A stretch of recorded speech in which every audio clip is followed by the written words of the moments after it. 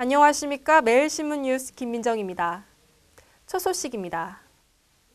매일신문 이웃사랑 10주년 감사의 밤 행사가 10일 오후 매일신문사 대강당에서 열렸습니다. 매일신문 이웃사랑 10주년 감사의 밤 행사가 10일 매일신문 11층 대강당에서 열렸습니다. 이웃사랑 10주년 감사의 밤 행사는 이웃사랑을 통해 지면으로만 만나왔던 사연의 주인공과 기부 후원자들이 얼굴을 마주보며 서로 안부를 확인하는 자리로 진행됐습니다.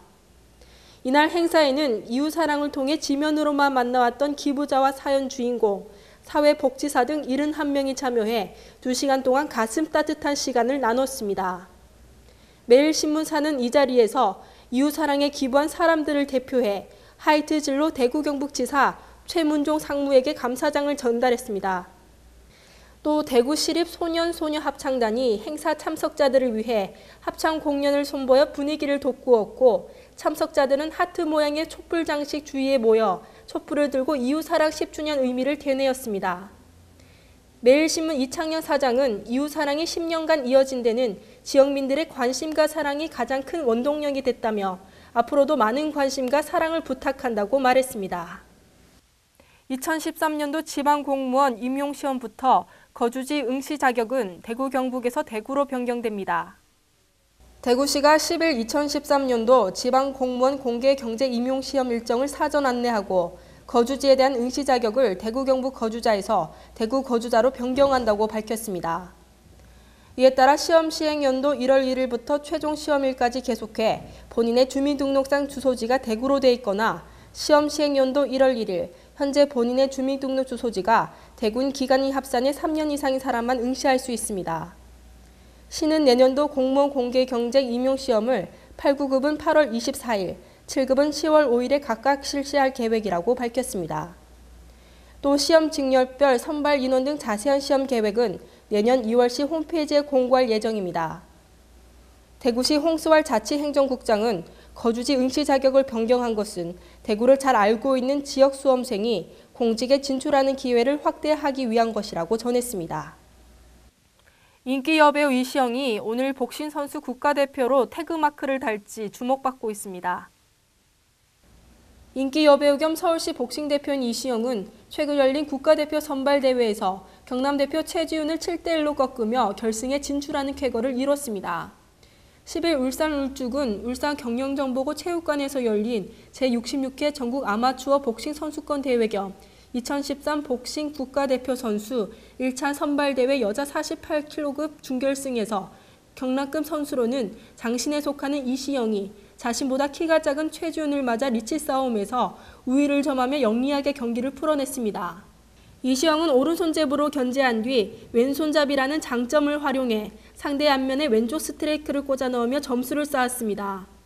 또 최지훈이 파고들면 클린치를 통해 상대의 공격을 무력화시키며 결국 압도적인 점수차로 완승을 거뒀습니다.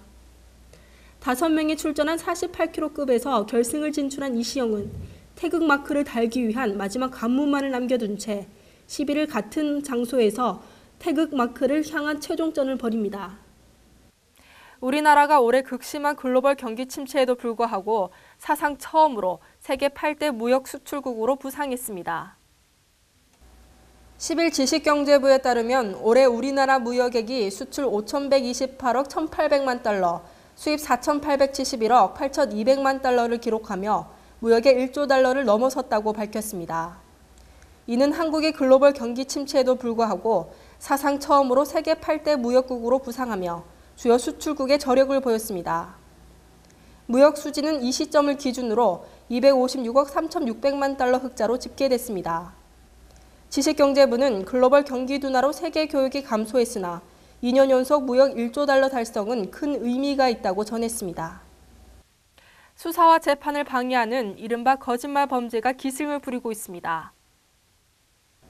대구 지역에서 수사기관의 허위로 고소하거나 법정에서 거짓 증언을 하는 무고위증 사범이 크게 늘어난 것으로 집계됐습니다.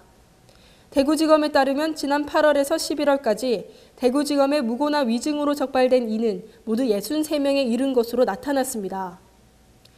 이 기간에 무고로 적발된 사람은 모두 31명으로 지난해 같은 기간에 비해 2배 가깝게 늘었고 위증 사범은 32명으로 작년 동기에 비해 2배 이상 증가했습니다.